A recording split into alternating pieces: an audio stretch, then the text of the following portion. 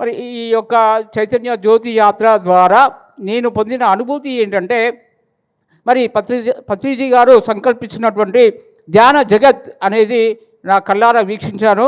అలాగే పిరమిడ్ జగత్, శాకాహార జగత్ అనేది మరి ఇది ఫ్యూచర్లో కంప్లీట్గా అయిపోతుంది. అలాగే మరి ప్రతి గ్రామంలో తిరిగాము.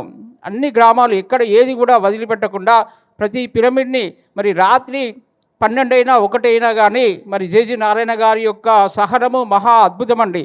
సో వారు మరి ఎంత సహనం అంటే వారి క్లాస్ చెప్పే విధానం కానీ మరి వారు ఎంత లేట్ అయినా కానీ మరి అన్నిటినీ దర్శించారండి.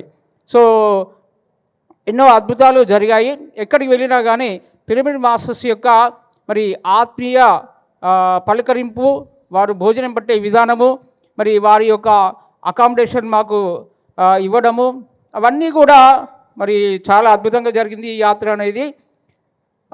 మాకు సహకరించినటువంటి యావత్ పిరమిడ్ ప్రపంచానికి మరి నా యొక్క ధన్యవాదాలండి. మా యాత్రకు సహకరించినటువంటి మాస్టర్స్ అందరికీ కూడా మేము ఎక్కడికి వెళ్ళినా మేము లేము, మా వల్ల కాదు అనకుండా మమ్మల్ని దగ్గరుండి వాళ్ళు స్వాగతం పలికారు.